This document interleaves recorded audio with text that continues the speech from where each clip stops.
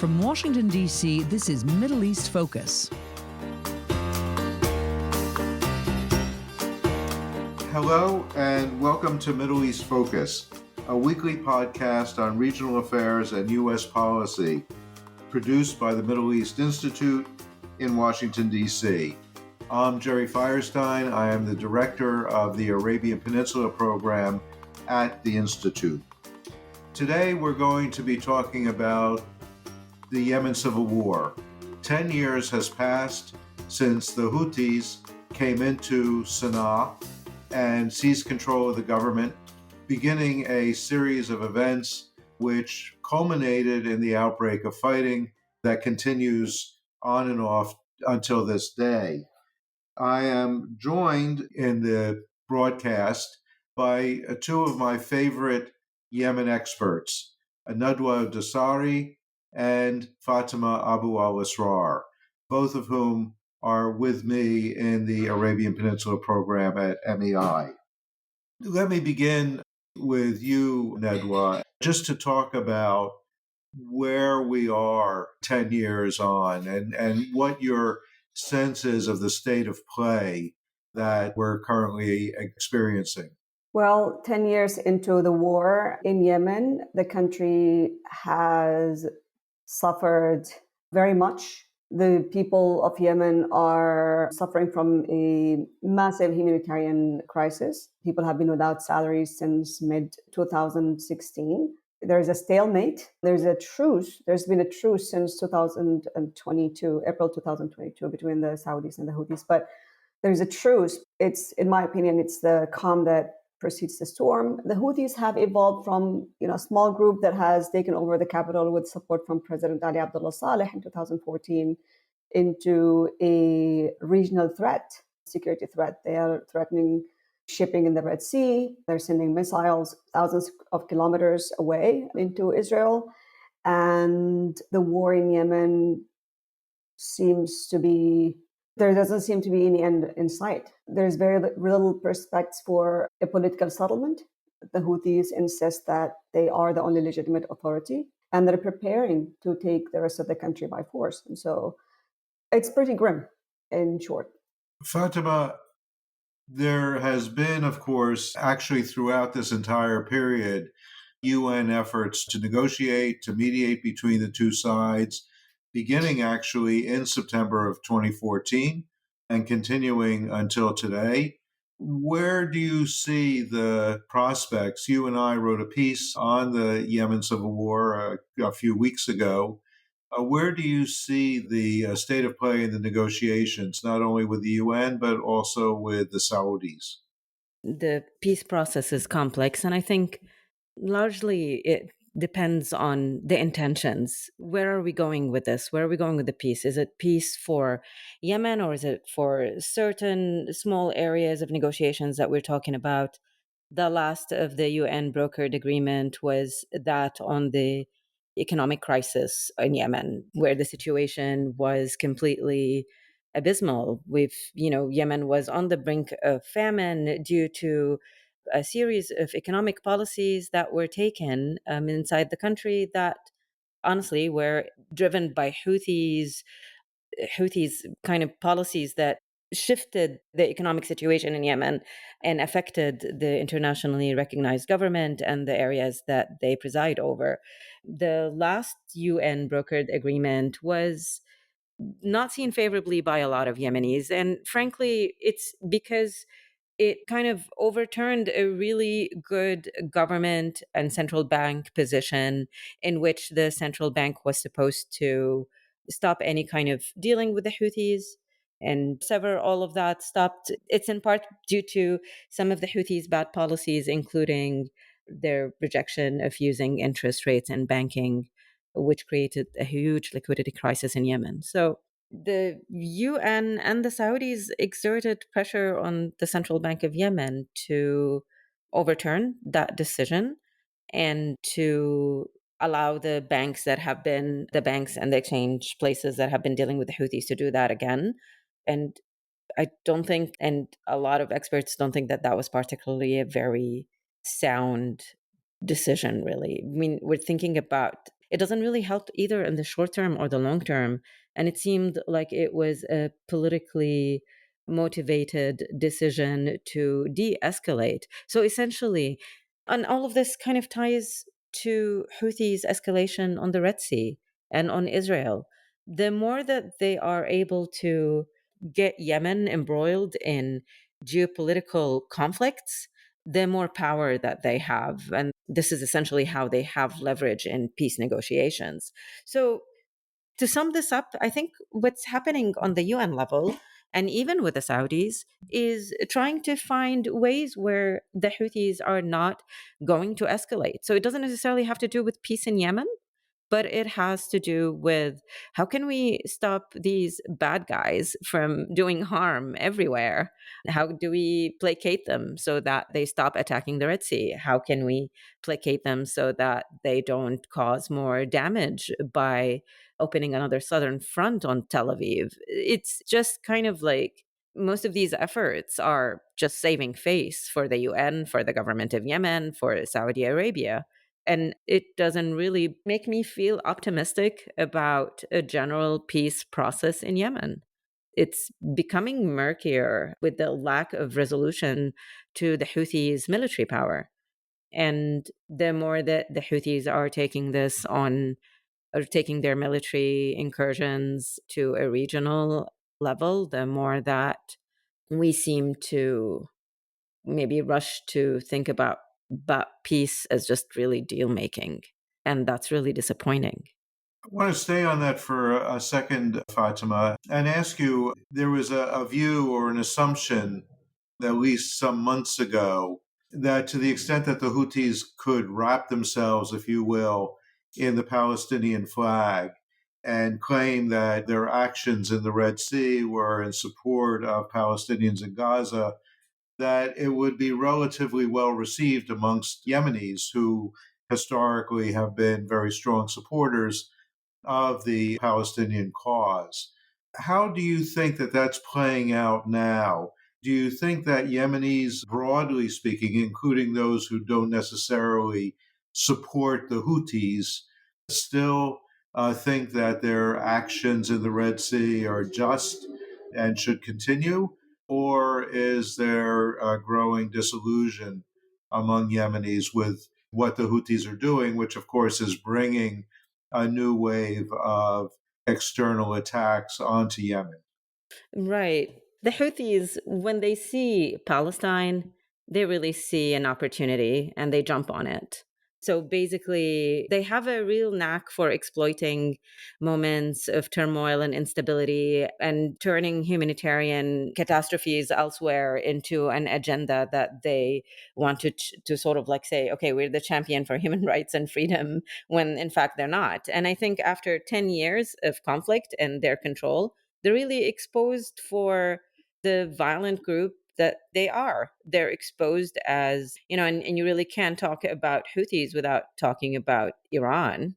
They are backed by Iran and they're completely implementing their agenda. So Palestine and Gaza was just an opportunity for them. Yemenis recognize this pattern that the Houthis have been following, and they've been outspoken. And I'm not just talking about Yemenis like me and Nadwa, who are experts outside of Yemen, but Yemenis inside, in Ma'rib, in Sanaa, in Houthi controlled areas, have been speaking against this hypocrisy. And it really is concerning because what Houthis do after every Friday prayer, and today's no different, is that they mobilize, oh God, thousands and thousands of people in the square. And it's a forced display because you're either with us or against us, and especially when Israel is involved. So they bring people together and they say, look at us, all of this, we're all a united front. And we get local support to attack Tel Aviv and the Red Sea in these coerced displays that are really sickening. So they're just exploiting the situation. Yemenis are struggling. There's the middle class has eroded in Yemen, and there's only now the rich and poor, excessively rich from war trade and alliances with Houthis, and excessively like absolutely poor because of being alienated and not having services, not having health facilities, not having proper education. We have an entire generation that is growing without basic human rights, and this is all the Houthis making. So people in Yemen understand that there's just a dichotomy in the rhetoric, that they're completely focused on serving an agenda that doesn't have to do with anything about Yemen's stability, but it has to do with exploiting Yemen to enrich their leadership and to further control Iran. They're unfortunately getting more powerful by exploiting these narratives. It's interesting because I've also seen some Arabs, and this time it's not just Yemenis, but it's Arabs who look at what's happening in Palestine, and they may not agree with what the Houthis are doing, but they kind of agree with their intervention in Israel and Palestine.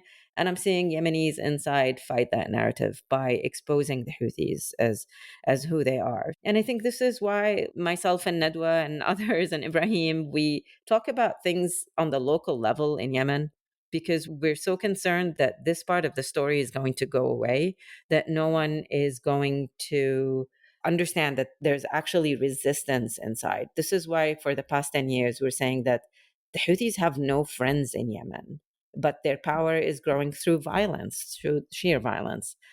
And unfortunately, it gets lost the minute that you have geopolitical military interventions. People immediately, seeing the headline saying the Houthis of Yemen are striking Israel makes me really sad, because it's the Houthis of Iran, really, not the Houthis of Yemen. So, Nedwa, let me pick up on that because you've been a leading voice, I think, in trying to bring to broader international attention what is, in fact, the reality of life inside the Houthi controlled areas of Yemen. Keeping in mind that about 70% of Yemenis live today under Houthi control. And increasingly, over these past months, the Yemenis have pursued a reign of terror against ordinary Yemenis in the Sanaa and outlying areas, including NGO workers, including humanitarian aid workers, UN, former U.S. Embassy employees, and many, many others. Can you provide the audience with a little bit of context of what exactly the Houthi control and governance inside their areas of North Yemen actually look like? Yeah. Oh, so first of all, I just want one correction. It's not 70% of the population that live under the Houthi controlled areas. Unfortunately, that's part of the flawed narrative that was pushed by humanitarian organizations and also anti-war activists in the West. That was before the war, but millions have been displaced and left the Houthi controlled areas, including 3 million in Maghreb, millions in Egypt, and others in the south, and including Mahara and Shabwa and Hadramaut. They've fled the north because of the Houthis' repression. So I say it's probably 60%, 50% now. And the Houthis benefited from this narrative, because when people say 70% of people live under the Houthi controlled areas, then that gives the Houthis more leverage because they have all these population that need support. But anyway, and that, of course, that dictates the humanitarian support agenda. So life under the Houthi controlled areas is absolute terror. It's repression. The Houthis are gradually evolving into a North Korea-like. I mean, it's not even like Iran. I mean, Iran has education, has services, has salaries. The Houthis don't provide any of this, and they have launched a war on education. I'm glad Fatima mentioned education. Since day one, the Houthis don't want educated people. They've been systematically dismantling Yemeni society. Yemeni society is tolerant, is anti-ideology, and the Houthis don't want that. They have also undermined social structures, including tribal structures, and created their own not governing. The Houthis are not interested in governing, they're interested in controlling. So they've created their own system to control the society. They have what they call supervisors, a network of Houthi supervisors, they call them mushrifin in Yemen, who reside on every institution and social entity. So they have them in ministries, they have them in police stations, they have them in courts, they have them in every level in schools, and they have the upper hand. They dictate what people do at every level. And they're ideologues. They're handpicked by the Houthi leader himself in his small circle. What the Houthis are trying to do in Yemen is create an isolated, uneducated, and poor society. And why they do that? Because one, again, they're not interested in governing. They don't care what the Yemenis think about them because they can always use extreme repression. They think they can use extreme repression to control the population. It has worked for them so far, but I don't think it will work for them long term. What the Houthis are driven by, they're driven by their ideology, and their ideology goes well beyond Yemen. The Houthis want to expand in the region. They want to take Mecca and Medina, okay, the holy sites. They want to march into Jerusalem, destroy Israel, establish an Islamic government, global Islamic government based in Jerusalem. And I'm not saying that. I mean, this is their ideology. You can go back and read what they write and what they say, their own manifesto, and you will see it there, okay? And this is their long-term vision. This is their strategy. This is what they want eventually. So whatever happens in between, all the casualties, all the suffering, for them, this is for the end goal. And so a poor, uneducated, repressed society, an isolated society, is easier to control and easier to militarize. They've been militarizing the population. They've been indoctrinating children. They've made 500 changes to the school curriculum to instill their ideology on the younger population. They've been recruiting this year even girls and boys into their summer camps. This year, they've graduated 1.1 million girls and boys from their summer camps, which it teach them jihadism, teach them radical ideology. I mean, so this is their vision. This is what they want from Yemen. A lot of people say, well, the Houthis don't know how to govern. That's not true. They have inherited the bureaucracy. All the people who have skills running government are in Sanaa, are in the north. But the Houthis remove them and put their own ideologues in their place. They're not interested in governing. They don't want to learn how to govern because they're interested in controlling and creating a jihadist army to take Jerusalem and to become, a global force. So until people understand the Houthis' ideology, they're not going to understand why they're doing what they're doing. And they're going to continue to support interventions that has so far, including the UN peace process, that has so far only embolden the Houthis and help them become even a greater force. Unfortunately, I am also one of the people who are very, very frustrated with how the international community and the UN is approaching the conflict in Yemen, because so far it has only helped the Houthis at the expense of Yemen, at the expense of peace, at the expense of stability in the region. And the Red Sea crisis is an outcome of these misinformed and misguided approaches. Can I add something actually to what Nadwa said? It's just, as she was talking about, that focus on education, it brings back memories or some of the stories that we were told about the imamate and Bab al-Yaman, where in the 60s and the 50s, the leader back then had told Yemenis that nothing exists outside the gates of Yemen. And, I don't know if that's myth or reality, but one of the real stories is that nothing was permitted to be read besides Quran. He encouraged a culture where illiteracy was thriving, encouraged witchcraft, talisman, and other stuff in order to maintain control. He didn't want Yemeni people to be educated. And it's something that I think the Houthis sort of maybe learned from, that the more that the less educated the society is, the bigger the chances and ability to control them. So this lack of education and the focus on religious education, which is not bad per se, but when you teach people in religious education not to argue, not to use critical thinking, and to just accept the Houthis as a supreme leader backed by divine powers, you're just basically brainwashing the masses. And it hurts Yemeni people. I think this is where the conflict becomes real to a lot of Yemenis. So a lot of Yemenis will say things like, ultimately, there's going to be peace and people are going to get along. But then when families, especially, send their kids to school at 5, 6, 7 years, and the kids come back with militant ideology, I think that's where it becomes real for a lot of people were just kind of content with the status quo.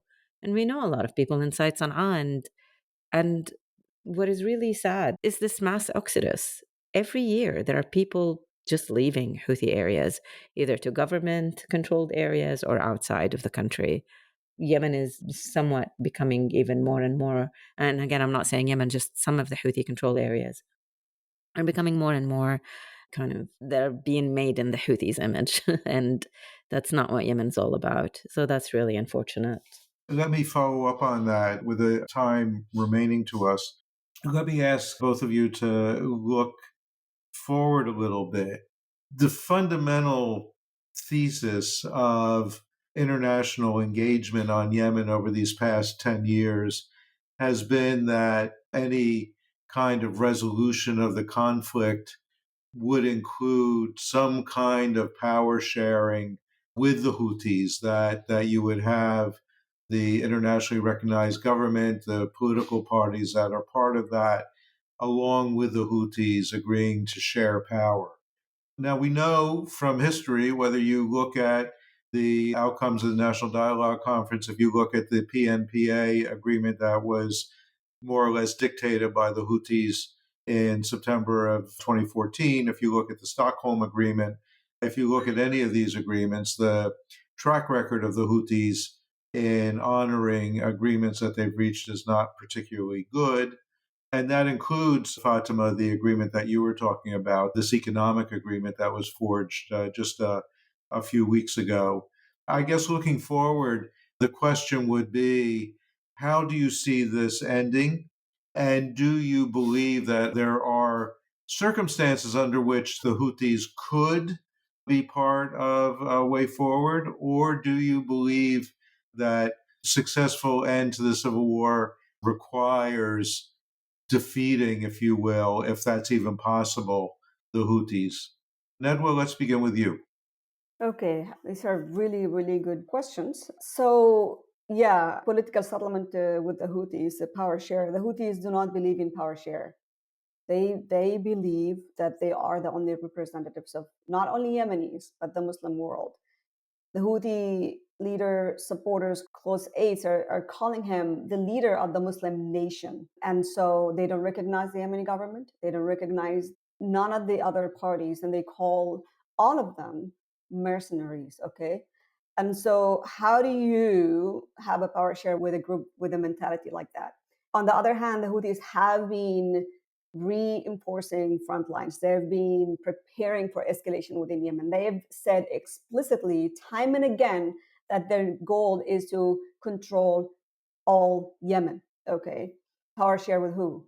Looking forward, what can be done, the only solution to sort of bring Yemen back from the brink is the Houthis understand one language only. They don't understand negotiations. They have co-opted the humanitarian narrative, they have co-opted the peace process, and they have exploited the fact that the international community is not supportive of any escalation. They are focused on de-escalation, and there's no appetite for any sort of military action. They know that. They know that the Saudis want to leave Yemen as well. So they know all of this. And so that's why they keep escalating. That's why they keep doing things that, the Red Sea attacks and all of that. The only language that the Houthis understand is power. They don't understand, they see negotiations as weakness. They see the position of the Saudis, the position of the UN, the position of the Americans, the position of the West as weakness. It signals weakness to the Houthis. And it makes them even more emboldened. So if we want to reverse this situation or begin to reverse this situation, because it's going to be a long road, the Houthis need to be at least weakened militarily. They need to be. There is no other way. The Houthis, and this happened throughout the negotiations. Every time there was a military escalation from the side of the government and Houthis lost ground, they run to the negotiation table every single time. And then the UN and the West forces the government to stop. The Stockholm Agreement is a great example. And then what happened? Immediately after that, the Houthis buy time, regroup, and escalate militarily. It's been a pattern since the beginning of the war. So we need to weaken them militarily in order for them to feel that they need to feel that the only alternative for them is to come to the negotiation table. Otherwise, they will lose everything. Right now, it's not even remotely the case. The international community needs to sort of rethink its approach in Yemen. This current approach is broken. It's not fixable. And if we keep carrying with the same mentality, I'm afraid the cost will be very high and the Houthis will take Yemen. They are capable of taking Yemen. The Yemeni government forces need to be supported at a minimum to stop the Houthis from expanding. Right now, we're not there. Right. I do agree with Nadwa. Maybe to unpack a little bit of what Nadwa has said, just sort of like leads to the asymmetry in the bargaining positions between the Houthis and other Yemeni factions. And this presents a really significant challenge to any conflict resolution efforts, any peacemaking effort. So we can't just really think about the traditional power sharing models because they are completely inadequate in addressing the current dynamics that are there. If we think about it, the Houthis have control and they of a significant amount of Yemenis. So the challenge comes because of their entrenched position and the difficulties in integrating them in any kind of power sharing agreement. And their current leverage stems from several factors. First is the de facto control over the population, and also their military capabilities, and their ability to project power beyond Yemen's borders, as evidence in their Red Sea attacks and their attacks on Israel. So, this is an advantageous position. It impacts their bargaining stance in all potential negotiations, including the last negotiation that we saw with the UN and on the economic issues. And unfortunately, since 2017, since the Kuwait Agreement, they've shown little inclination to give up or share authority that they've accrued. So, viewing concession as potential threats to their hard won gains, really, power sharing is something that intimidates them because, frankly, why would they power share when they have everything? Why would they give that up?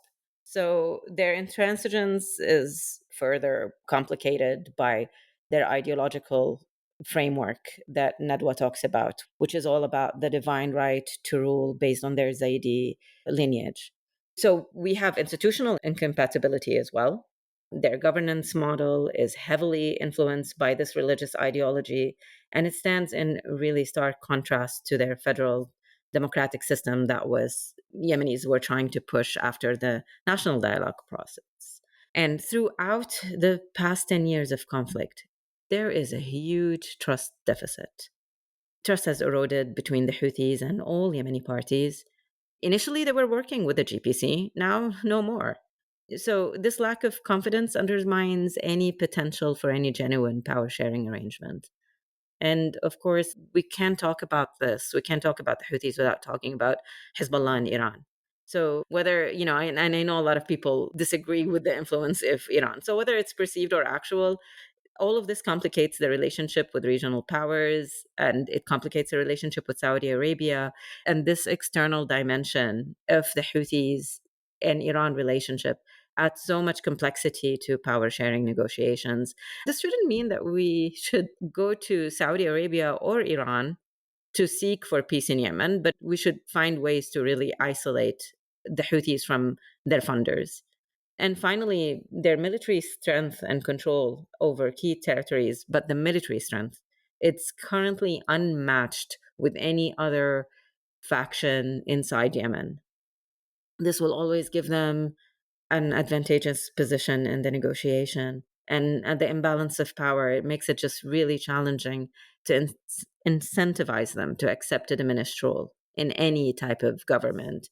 So, yes, when you have economic control, when you have military control, when you have a backer who really values your intervention, and when you have, I mean, kind of like, I see the Houthis almost like a sociopath who's getting more power or getting high of the fact that they're mentioned on TV every other day as an international regional power, just like a sociopath is happy about like people reporting on them. It's unfortunate.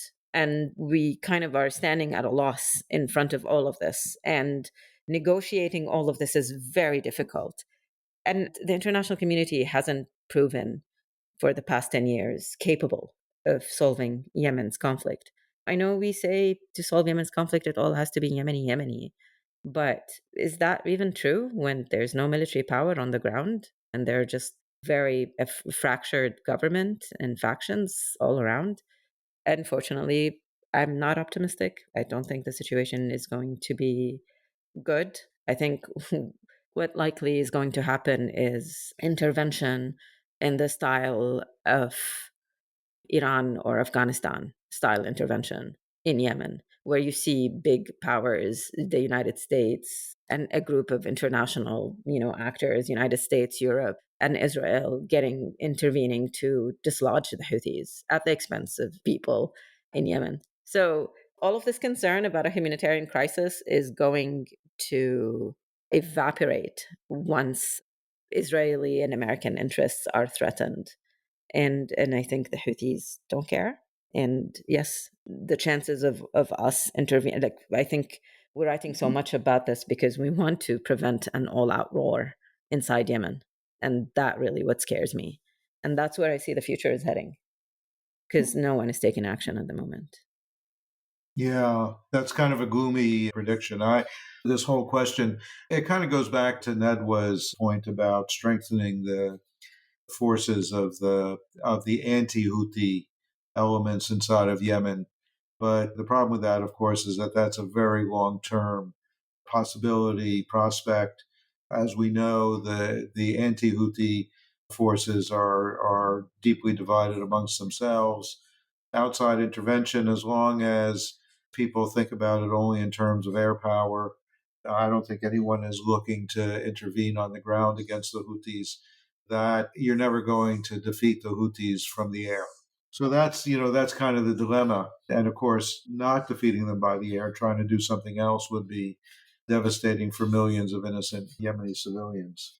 It would be interesting, actually, to see if there's any if there would be any deterrent from what has been happening in Lebanon, and especially after the explosion of the pagers, because the Houthis are the only thing that can bring the Houthis to the negotiation table if there is threat on their leadership. Can I just say something in terms of Please. yes? So the argument has been that, oh, we can't support Yemeni government forces because they're so divided and fractured. They're divided, they're not fractured. Okay, that's one thing. And two, yes, they're not unified in a professional sense, but they're all unified against the Houthis. Right. They all see the Houthis as an existential threat. And for me, that's enough to support them.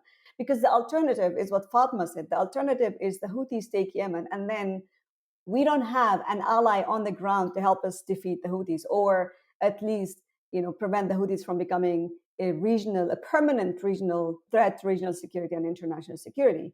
And that's when I think, and will happen if we don't support the Yemeni government forces now to sort of curb the Houthis and force them into a negotiation of power sharing, and to force them into negotiations in good faith.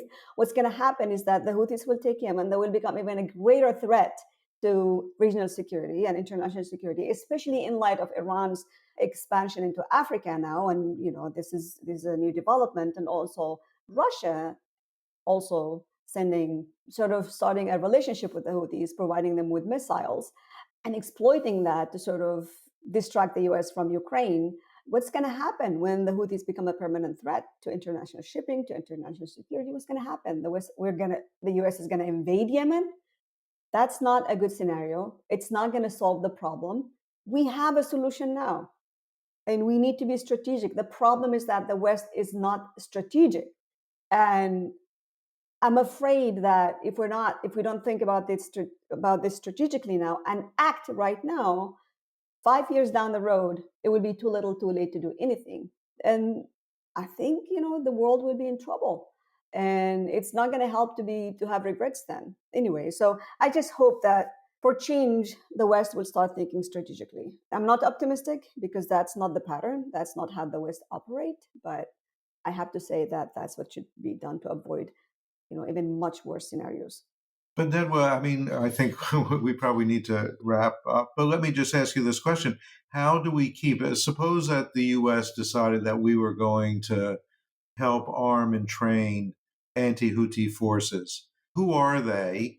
And how do we keep them from using the arms and training that we provide against each other? Because after all, we have seen in the past that these elements are as interested in fighting each other as they are in fighting the Houthis. The United States and the West should support the Yemeni Minister of Defense. So these forces, they're not entirely yes, they control different areas, but they do have coordination amongst them. There's been improved coordination amongst them. Supporting the Yemeni Ministry of Defense will help sort of these forces coordinate better against the Houthis. And there've been more than one incident in the past where they collaborated in the field and they have pushed the Houthis militarily. Well, only then for the Saudis to announce unilateral ceasefire, stop the airstrikes, and then, the Houthis take over. But anyway, so I think the one thing is that all these forces combined, all of them, forces under the Southern Transitional Council, forces under the Yemen government, Tariq Saleh in the West, Ma'rib, all these forces really, really care about how the international community perceive them. The Houthis don't. Okay, so we have leverage on these forces. Even in the after scenario, we do have leverage on these forces to sort of bring them under a unified chain of command. It's going to be a long road. It's not going to be easy. It's going to be bumpy. But the alternative is the Houthis having weapons coming from Iran constantly and threatening international security and regional security, and also destroying Yemen, turning it into a jihadist recruitment camp. So I think it's doable to support these forces and avoid. We need a support, and then we need a long-term commitment with these forces to help professionalize them and bringing them under unified chain of command. We do have the leverage to sustain that effort. We don't have any leverage on the Houthis if they take over Yemen. The alternative to this, to not acting with the risk involved, is much worse than enacting. Fatima, last word is yours. I wanted to sort of just draw attention that all-out war is very difficult. And I probably agree with you, Jerry, that there's a concern about what happens next if you arm other factions. But what has been interesting is hearing Yemeni reactions to how Israel dealt with the Hezbollah commanders. And somehow they wished that there was targeting of high-level leaders. And I know that's also a double-edged sword. It's not an easy strategy. And I think that's something that the Houthis themselves can be concerned about. We've seen things somewhat de-escalate after the assassination of Samad by a drone. And there has been a type of de-escalation, even momentarily.